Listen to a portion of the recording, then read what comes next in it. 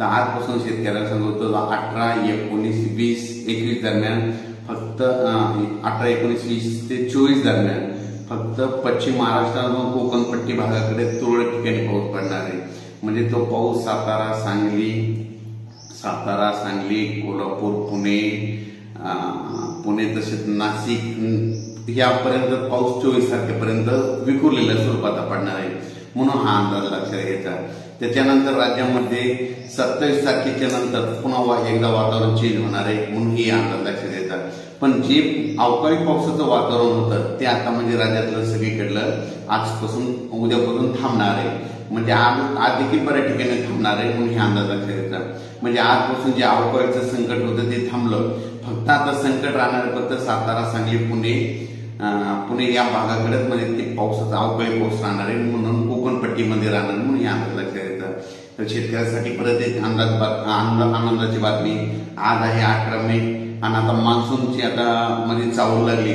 तर शेतकऱ्याला सांगू इच्छितो 22 मेला अंदमान बेटावर मान्सून एकदा सक्रिय होणार आहे। पण त्याच्यानंतर काय होणार आहे, 22-23 दरम्यान बंगालच्या खाडीमध्ये एक चक्रीवादळ तयार होणार आहे।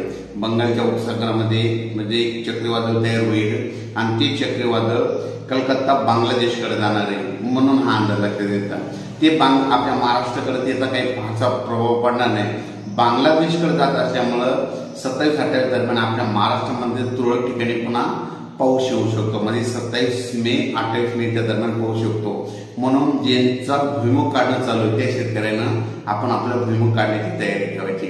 आणि एकंदरीत परिस्थिती बघितली तर राज्यामध्ये देशाचं बघायचं झालं तर म्हणजे आता म्हणजे 18 मे पासून ते 27 मे पर्यंत जवळपास आंध्र प्रदेश, तेलंगणा, केरळ, कर्नाटक, तामिळनाडू या भागामध्ये अवकाळीचं खूप म्हणजे पाऊस पडणार आहे, म्हणून त्या राज्यातील शेतकऱ्यांनी हा अंदाज लक्षात द्यायचा। आणि त्याच्यानंतर महाराष्ट्रामध्ये म्हणजे आज 18 मे पासून जे अवकाळी सावट होतं आजपासून कमी झालेलं आहे, फक्त अवकाळी बरसणार आहे, फक्त कुठं बसणार आहे, सांगली जिल्ह्यामध्ये, कोकण पट्टीमध्ये, पश्चिम महाराष्ट्रामध्ये काही भागामध्ये त्या भागामध्ये राहणार आहे, म्हणून हा अंदाज लक्षात द्यायचा। उर्वरित राज्यामध्ये आता म्हणजे सगळी आपल्या राज्यातलं सगळ्या जिल्ह्याचं हवामान आता कोरडं झालंय, म्हणून